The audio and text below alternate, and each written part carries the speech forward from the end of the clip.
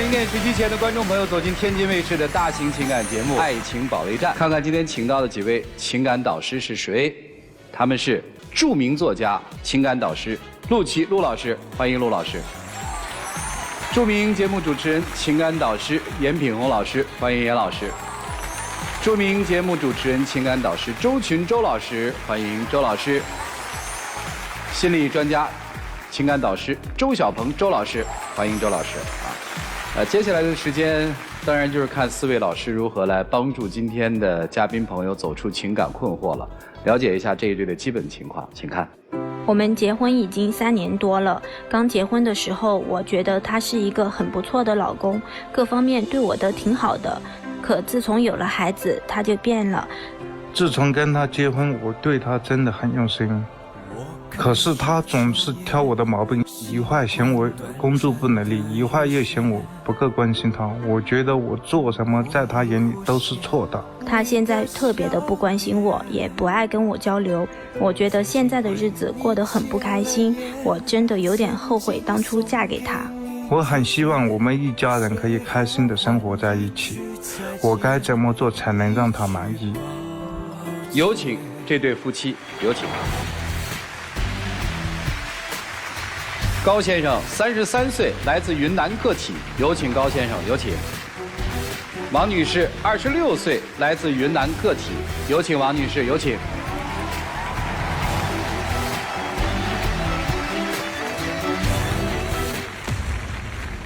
欢迎2位哈。高先生有点心不在焉是吧？没有，心里难受。对。你们结婚多少年？4年多了。是有一个3岁的儿子吧？对。我在走进演播室之前，编导跟我说了这么一段话，说高先生啊，跟我们编导沟通之后，他说这次来我就陪你疯一次，因为是妻子要来的，对吧？说疯完之后，如果实在不行，咱就离婚。这话是您说的？对。这个话的背后让我听到了很多的伤心、伤感和无奈，是一直要闹离婚，是吗？我们有争吵的时候我会说，因为我们结婚以后，我觉得他不太关心我，然后我受了很多委屈，我不知道我们这样下去到底有什么意思。我听他们说你曾经跟儿子说过，说妈妈要跟爸爸离婚了，妈妈要给你找一新爸爸，是有这事儿吗？我有说过。怎么会说出这种话呢？因为我真的在我生小孩的时候，我从来没有受过这么大的委屈啊。受了什么委屈？当时我是月中的预产期，然后他月初的时候就带我回老家去待产，我是希望他能陪着我，但是你当时就走了。你去干嘛了？因为我们当时的话，我们是刚开业嘛，也刚起步嘛，刚好又是节假日，后面会有点忙嘛，所以我就先上去了几天。您指的上去是去哪儿？是去昆明吗？还是去哪儿？店开在昆明是吧？所以把妻子送回老家之后，您又返回昆明照顾新开的店，是这意思吗？是。但是已经住院了，我问他什么时候回来，他当时都是很犹豫。我没有犹豫。你犹豫了，你一直在问我。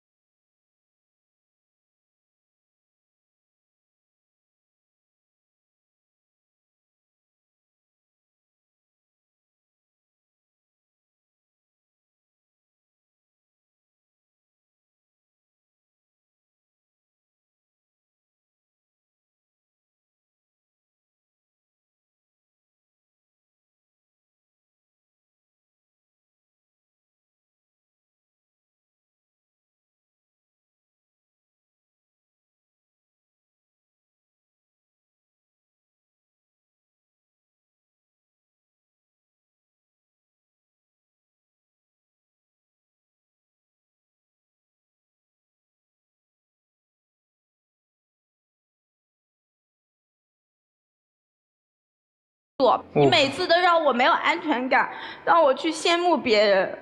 不是你羡慕谁呀？你看我们每次出去吃饭，人家别人的老公就知道给自己媳妇碗里面夹点菜，但是我每次带着小孩吃到后面，我都吃不饱。啊？我听他说，他不是3、5分钟吃完之后就他带孩子，您吃饭吗？没有，那是后面，就是我跟他吵过几次，我说我每次出去我都很尴尬，就是一个人带着小孩在那吃饭，然后他就只顾在那吃，我就很生气嘛。我也夹菜给你了，有些时候夹了菜嘛不合意，他又煎回到我的碗里面了。结婚之前你会体贴我，结完婚你就不知道体贴我了。节日啊、纪念日啊那些都没有礼物，也没有问候。有礼物的嘛，因为我们结婚的话都是在12月嘛，他过生日也是在12月嘛，刚好。他生日是12月。对，28号。你们结婚的日子是12月16号。哦，还挺近，都没说错。所以的话，我们结婚的时候都是不庆祝嘛，刚好他过生日那天去嘛，外面吃个饭，或者是有时候的话。我会买个小礼物买的少一点。那是前2年好不好？这2年我感觉他像失忆一样，反正没有发生过。今年还没到嘛，去年也去吃了饭了嘛，对不对？啊，是每天出去吃饭吗？这不就是一种庆祝方式吗？但是我感觉他不知道我想要的是什么。你要什么呀？就是体贴和安全感嘛。您指的体贴到底是什么呀？就平时生活当中的一些小事情，像做家务这一块啊，他也不知道帮我去分担，因为我们俩是经营一个小店嘛。啊。就我平时的话，也要带着小孩跟他去店里面做事情，但是家里面我也要管嘛，小孩也要管，所以我总觉得他有闲的时间去玩手机也没。我也在做这个事情嘛，那时候宝宝还小嘛，衣服都需要手洗嘛。我每天下了班回家都是也洗衣服也洗碗嘛，还有嘛就是早上的时候，我出去买菜，然后我才去上的班。他说的是事实吗？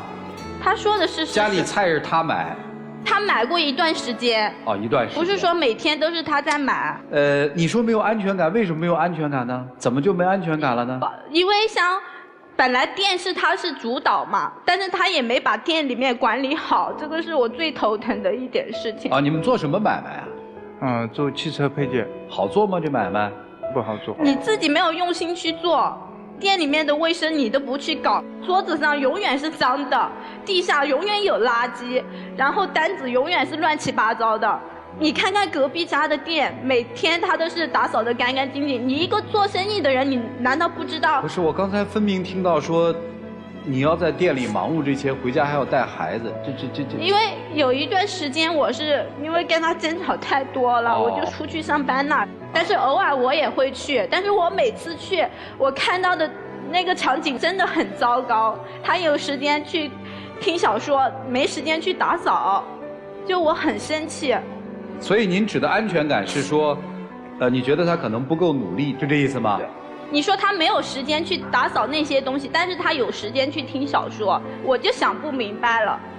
我听小说，我也在做事。你听小说，难道你以后是准备去写小说吗？还是说听小说能让你发家致富？我特想问一下，你听的是什么小说啊？武侠嘛，武侠小说是吧？最夸张的是他在我开车的时候听小说，因为我不是上个月刚拿了驾照嘛，我说你要不就陪我去，练一下车，然后他在副驾坐着，耳朵里面塞着耳机，我说你不要听了，他说我在看着呢，我说你已经影响到我了。不是，他听小说怎么影响到你了？他听着我怕他分心，到时候万一2个人出事怎么办？他是刚刚学出来的车。我们都去那个老路上车少的地方去练。所以为什么你就还听呢？我都说了，你听了会影响我的。就因为这个事情，我们俩又吵了一架。唉，我一开始啊，一个说陪他疯完就要离婚，一个就说真是要离婚了。我以为发生了多么大的惊天地泣鬼神的大事儿啊！听来听去全是生活里。但是他没有改变。我们每次吵完架以后，他说他改，他都没有改。该听小说，该听小说，然后行，我问几句好不好？知道他没改了，反正这些事儿，对吧？你的生活里需要他吗？你告诉我。不怎么需要。那你离婚的话，孩子是你要带走还是留给他呀？反正都可以，如果他愿意的话，跟他也行。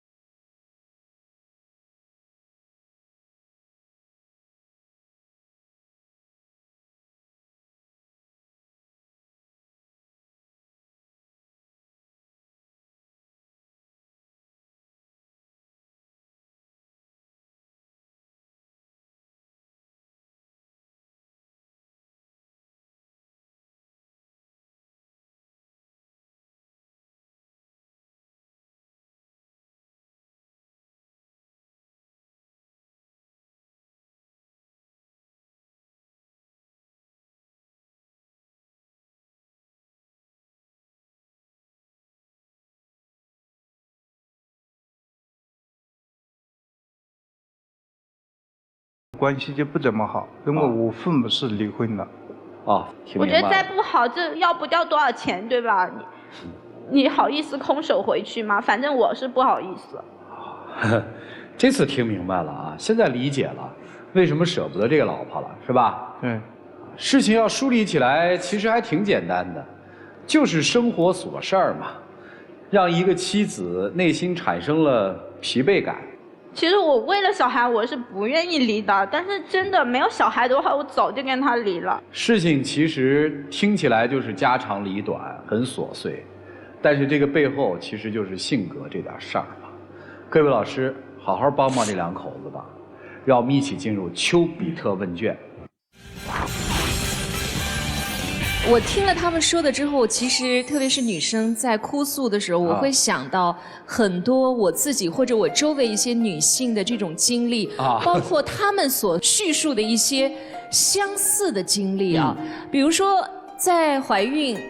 包括住院生产的时候，其实那个时候是女性非常脆弱的。我觉得为什么她因为你的几个字能够一直记到现在，甚至记一辈子，可能对你来说你完全无法理解，但是女生她一定会感同身受，因为在那个时间里，她其实是最无助、最需要你的出现，而你似乎这种疼痛跟你一点关系都没有，甚至你还质疑这种疼痛，所以对她来说，我觉得都不能说是伤口上撒盐，我觉得是伤口上又撕裂了一层，所以这种痛苦是非常难受的，而且这一个细节可能会让她在未来的生活里把很多琐碎的事情继续放大，只要想到那个事儿，她就会觉得你别的事儿做的都不对。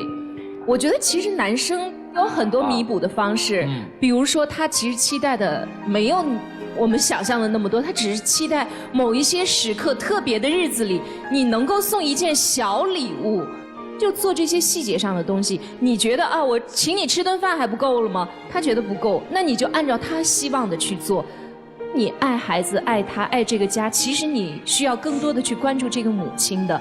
我认为你可以再做的多一点。所以刚刚我问你听的是什么小说，如果你听的是爱情小说，你应该可以做得很好。哎呀，但你听的是武侠小说，听爱情小说也许会更麻烦。他听的是武侠小说，他在幻想另外一个世界，跟柴米油盐都没关系。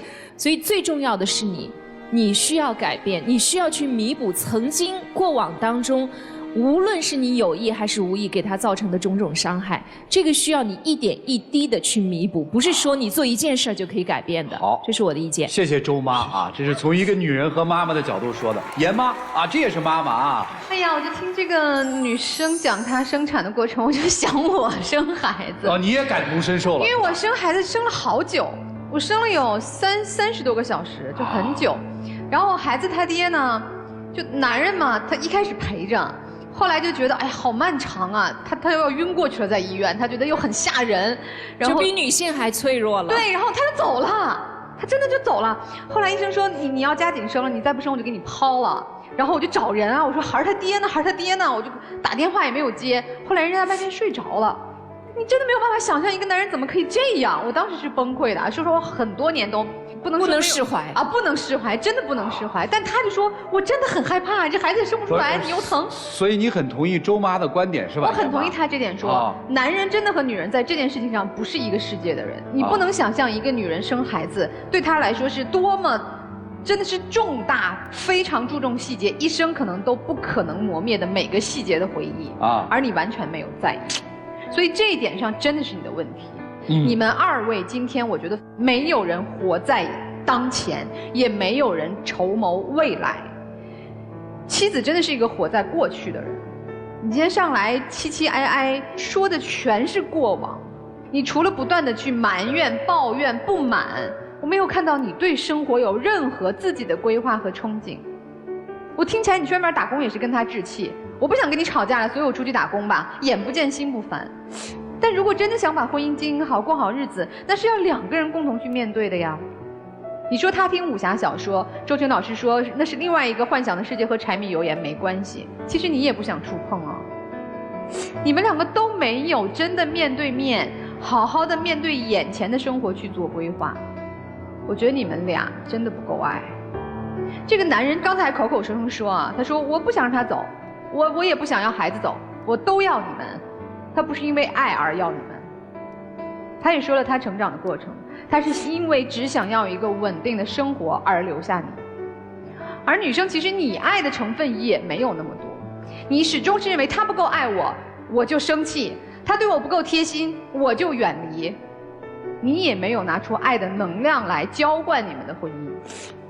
所以如果核心的东西缺了那么一点点，你们又是完全2个性格不一样，对生活要求不一样的人，那真的是岌岌可危。我个人认为，先生，这件事情你要挑起头来，我们能不能有所改变？请你着眼现实，面对今天，去把你的店管好，去把你的地扫干净，去体贴你的妻子。对于生育这件事情，你当时没有感同身受，我们今天可以弥补吗？是不是能多关心他一点？想想你们在一起，能不能让你们的婚姻家庭生活慢慢的把爱的能量注入，让你们之间有爱，让不同的性格能够在这个家当中慢慢的和谐起来。男生你要加油啊！我在这儿离男生是最近的啊，我在这旁边一直在看你，你的脸上没有任何的表情，你没有笑，你的眼神没有动，你一直在听，但是你根本没有听到，也没有听懂我们在讲什么，你更加没有听懂一直跟你生活在一起的老婆她在讲什么。我在这旁边看的时候，我还想说，哎，这男人是不是很木讷？因为老婆在说任何话的时候，你都没有什么太多的反应，你唯一说的2句话就是我不想离婚。所以我在想，男生是不是太木讷了，不太懂情调，不太懂关心？但是我刚刚看了台本，好像之前他会浪漫，之前他懂得怎么去哄你开心，对吧？婚前跟婚后一个男人为什么会差别这么大？我唯一想到一个原因，你所有婚前对他的爱和追求是没走心的，你只是为了追他而追他。婚后你同样的，你没走心，所以你才会在他所有痛苦有感应的时候，他需要你关心的时候，没有给他任何的关心。包括你跟他讲，我会跟你在一起，我会好好的对待你，我会未来让你幸福。你所有的话只是嘴巴的功夫，而没有真正走到内心里边。所以我就更加能够理解女嘉宾所说的那句话：为什么你们的店搞得那么脏？因为他根本不在乎客户体验啊。我为什么到爸爸那儿不给爸爸买礼物？因为你只是生了我，你对我并不好，所以我也不需要把爱给你，我也不需要关心你。所以一个点心虽然可能就10几块钱，但是我也不愿意为你花。当然了，更别提你的孩子就要出生那一刻，你还在旁边睡觉，他用枕头砸你才把你砸醒。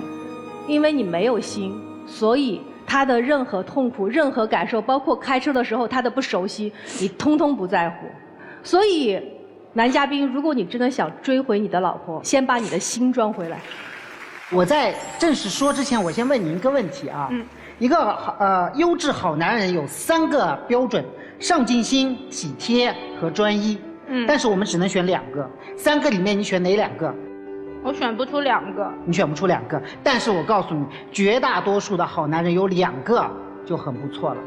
我为什么要跟你说这个？很简单，我想告诉你，离婚不是解决问题的方法，离婚是一个结果，就是你用尽一切解决问题的方法之后，都解决不了，那我们可以选择离婚，你明白吗？你千万不要为了我逃避我情绪上的负担，所以我要去离婚，因为你下一个找到真的还不一定比他好。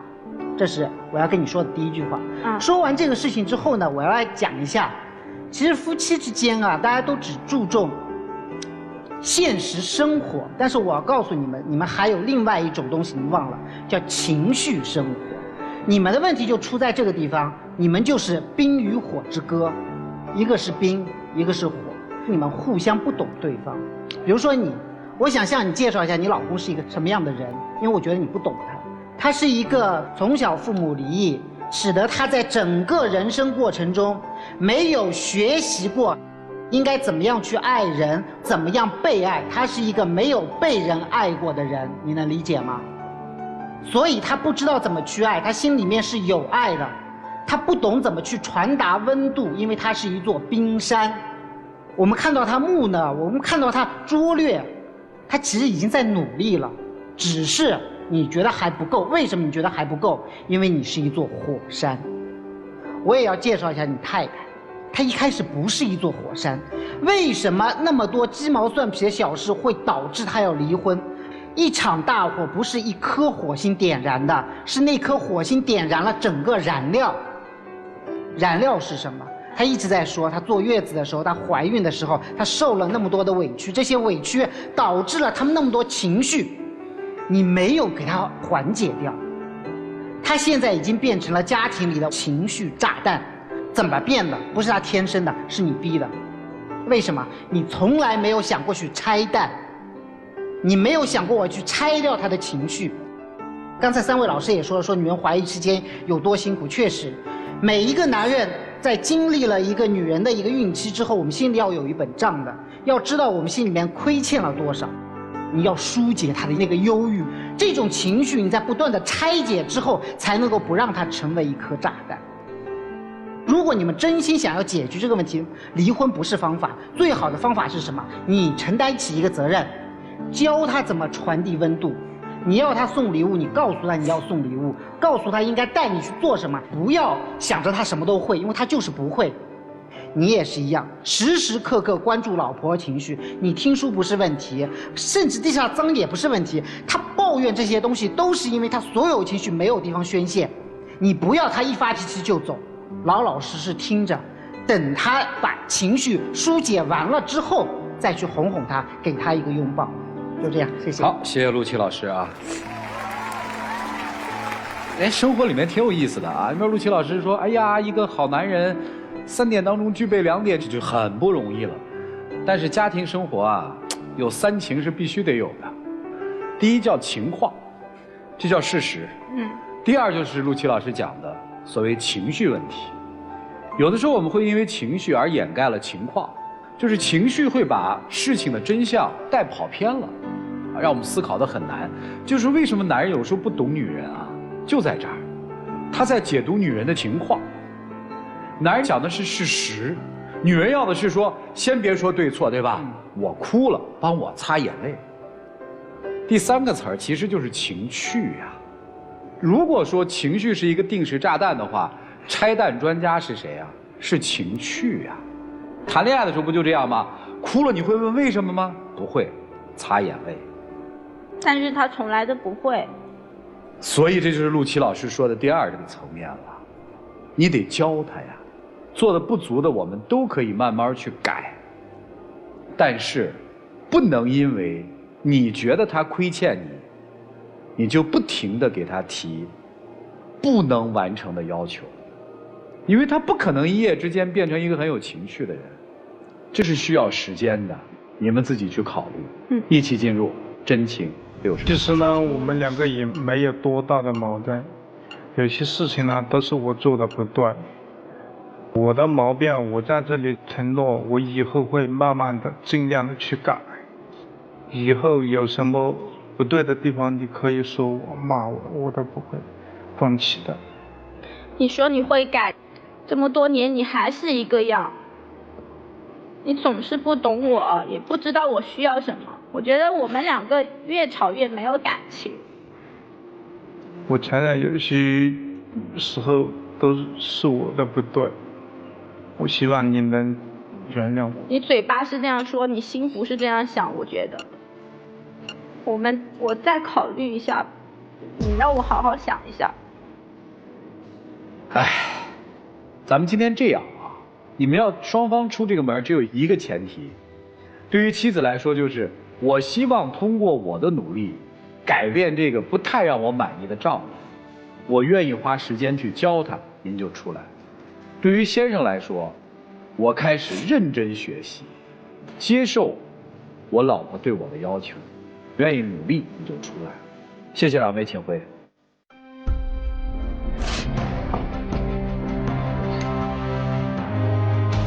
请开门。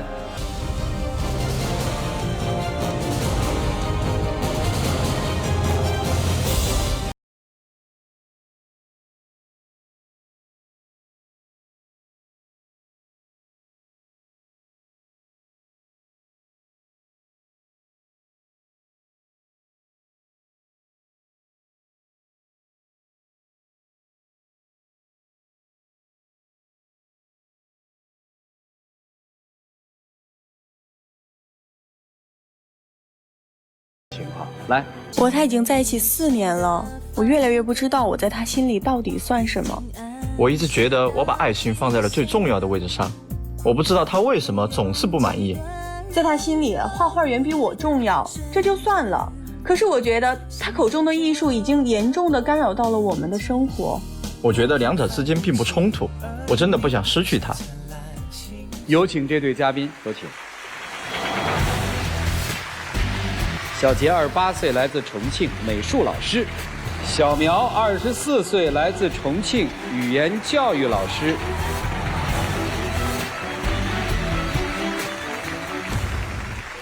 是小苗要来的是吧？对。是觉得太追求艺术了哈？对，我觉得他就是喜欢把这种艺术的东西带到生活里边，我觉得有点受不了。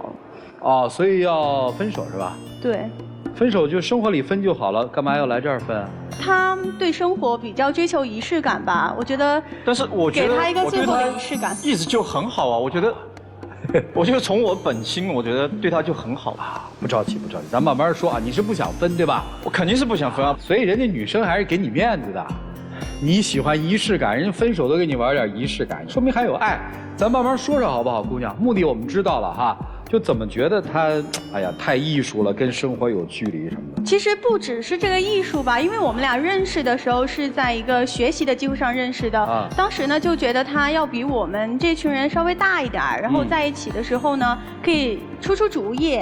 结果后来慢慢的之后，我就发现他特别喜欢泼我冷水。啥意思？就比如说那个时候刚毕业嘛，我就说学个会计证吧，他就泼我冷水，他就觉得我不行，觉得我学啥都不行。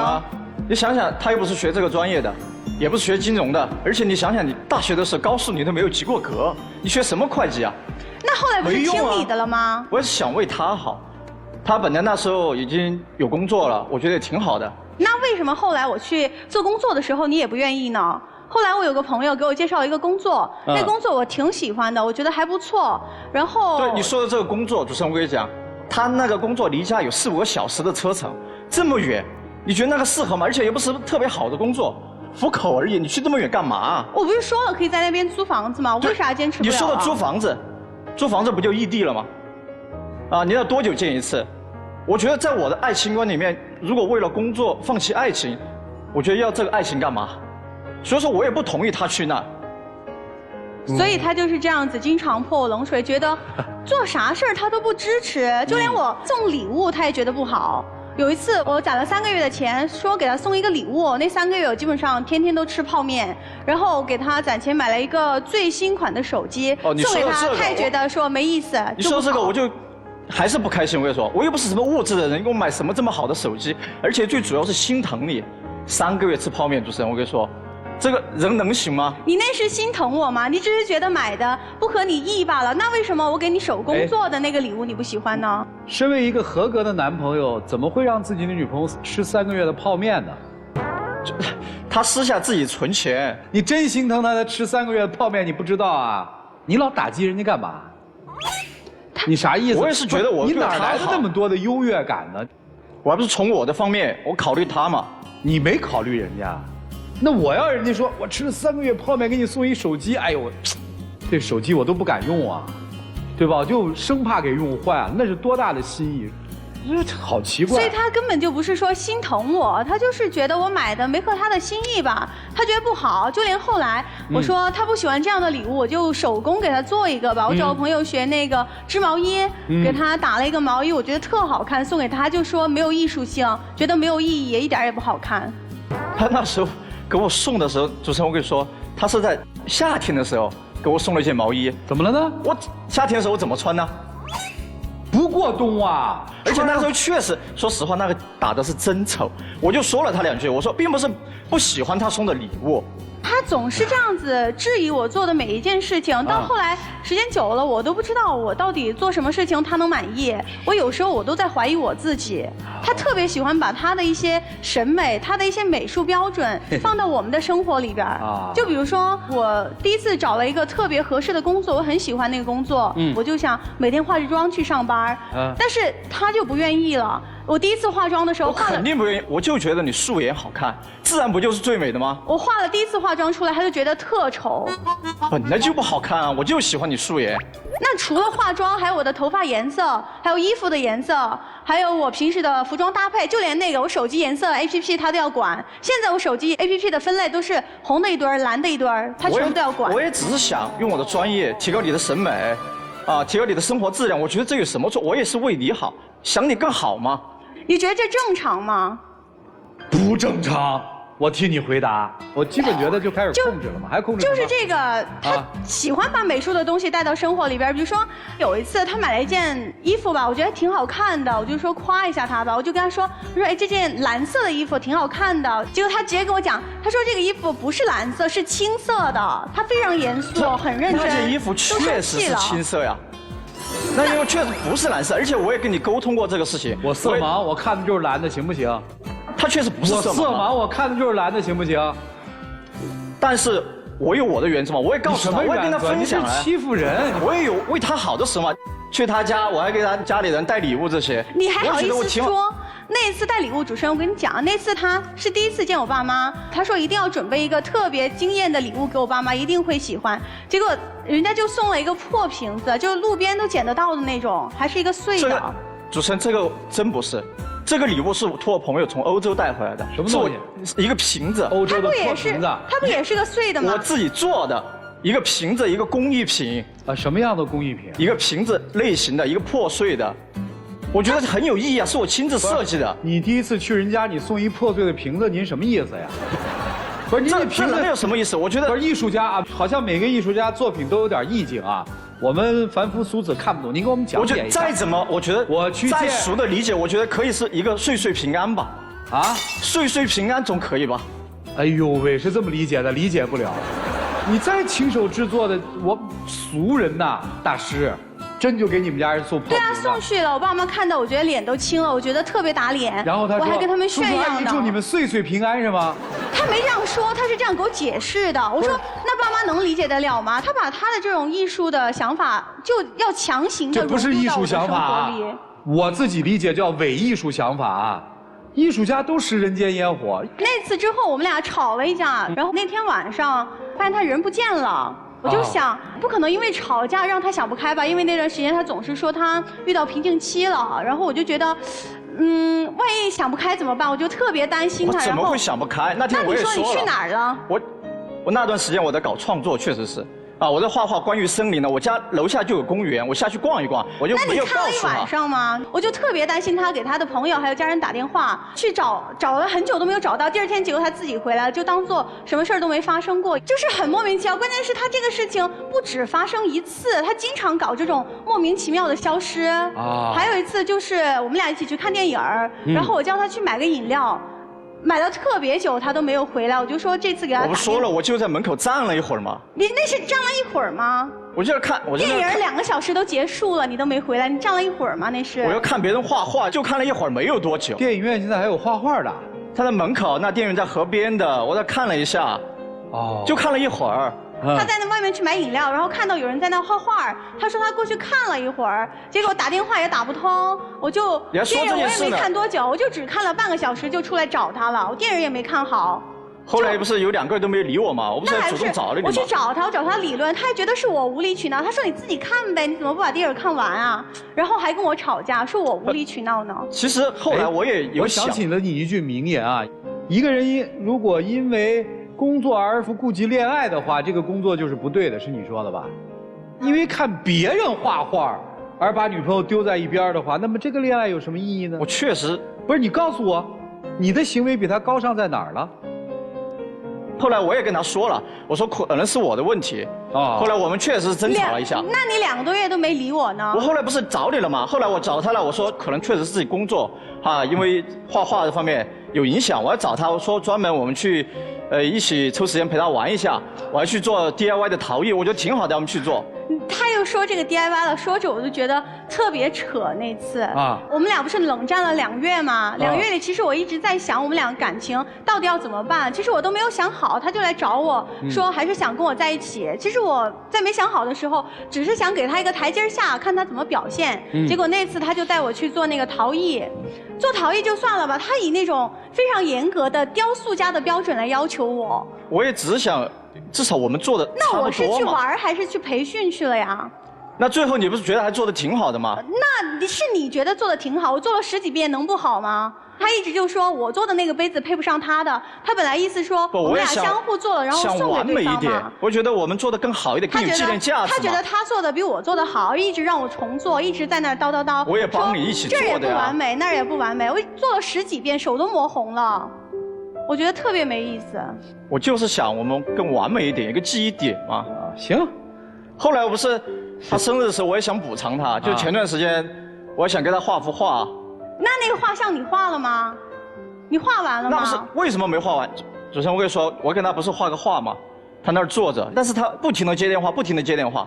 那天是我过生日呀，我朋友还有家人给我打电话，我都不能接了是吧？送祝福我都不能接受了是吧？他一直接电话，我就说下次再画，他就跟我吵起来了。已经画到一半了，他说他不画了，我问他为啥，他就说画不了了，说那个灵感打碎了，就是中断了就不能画了。他一直打断我，你就是欺负我不懂呗。那一次你还什么？就直接我们吵2句，直接甩门就走了。本来就是他也跟我提分手嘛，就是。本来那次就是我的生日，你还在那儿耍什么脾气啊？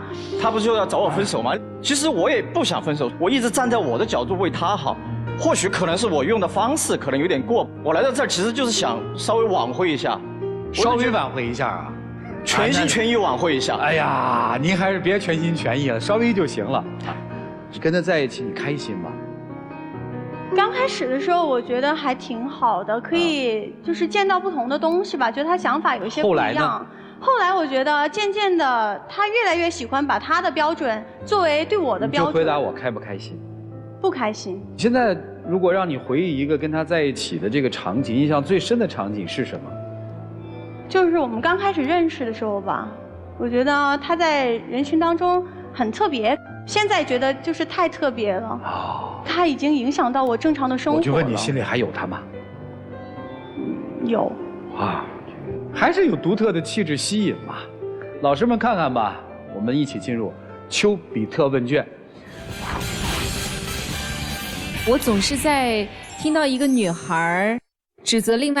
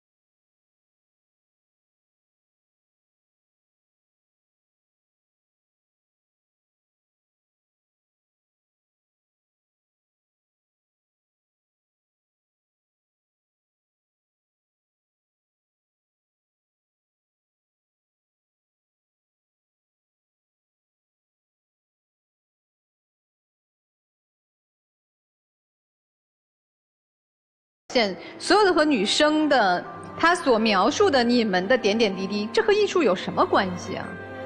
咱不要打着说我是学艺术的，然后我的爱情就可以是这般与众不同的所谓的具有艺术性吗？我觉得不要给自己的自私、自己的控制、自己的自我为中心扣上这样的帽子。你说那个颜色是青的，就是青的；我说它是蓝的，就是蓝的，怎么了？你说喜欢这样的打扮是为了他好，他不喜欢不行吗？你整场的这个所有的对话，我都让我觉得怎么那么的如鲠在喉。在你的世界里，男生，你是全能的，你是全世界的中心，你是想怎么做就怎么做。如果我们不能深入体会生活，体会别人，体会和人之间关系带来的感受，怎么可能创造出美好的艺术？艺术是来源于生活的，而你的生活是什么？你的生活里只有自己，让别人全部迎合你，怎么可能有人配合你这样的生活呢？而女生，其实我真的是为你着急。如果他是那个在情感中他想拿绳子捆绑别人的人，你真的是主动把手送过去，来，你绑我。我3个月吃方便面，为了给你买手机，我的天呀！我虽然没女儿，我也觉得你真的在性格中也有一些缺陷哦。你这样一味的去退让，一味的听从他的，这也不是一种健康的表现啊。我们健康的恋爱就是应该去找到一种和谐相处的方式，而不是用尽所有。其实你并不是说爱他，他可能身上有特殊的东西，你是被这种东西所吸引、所裹挟，那不是真正的爱情。真正的爱情是彼此欣赏。就去学会计、学金融怎么了？跨了专业怎么了？不要被他影响，去活出自我的人生，活出自己的精彩，就会找到你们气味相投、彼此愉快的另一半。去做自己，好不好？谢谢。谢谢严老师。来，小鹏老师。女儿，我想问一下，我看这上面写的你做语言教育。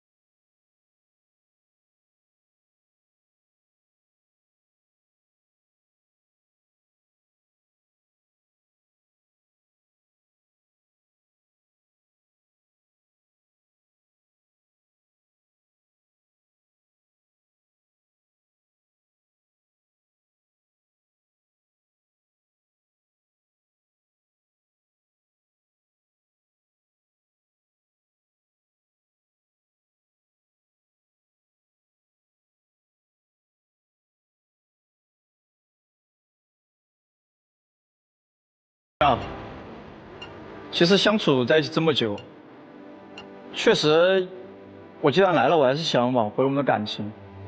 我也听了几位老师说的，我觉得确实有些不对，肯定会改。我也希望你能接受我，我是爱你的，希望你能和好。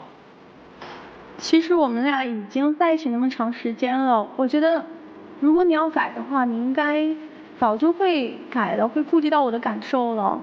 确实，你的一些想法和标准已经影响到我正常的生活了。我觉得我可能受不了这样的生活。谢谢两位啊，请回，请关门。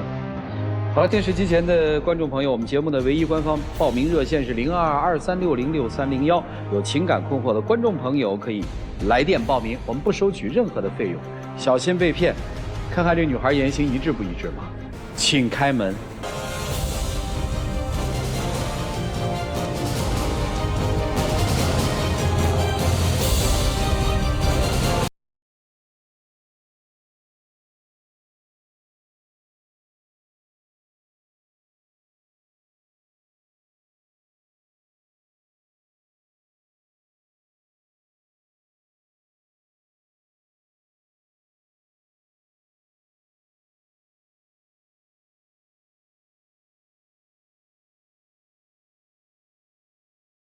有网友提问：我和他异地谈了快2年了，但最近呢，他有天突然告诉我，他对我没有感觉了，和我在一起也不开心了。过了一会儿，他就把我的 QQ、微信、手机全部拉黑了。我用别的手机联系他，也是不理我。我现在都无法相信他突然变成了这个样子。他是对我彻底没感情了吗？我该怎么办？放弃他，还是过段时间再联系他？我猜想啊，你呢，只是对于他向你提出分手的这个理由不甘心而已。他已经做出了选择，你继续联系，无非就是纠缠，无非就是想要知道一个真正跟你分手的原因，对不对？祝你幸福吧。再一次的感谢电视机前陪伴并收看的观众朋友们，谢谢大家，再见。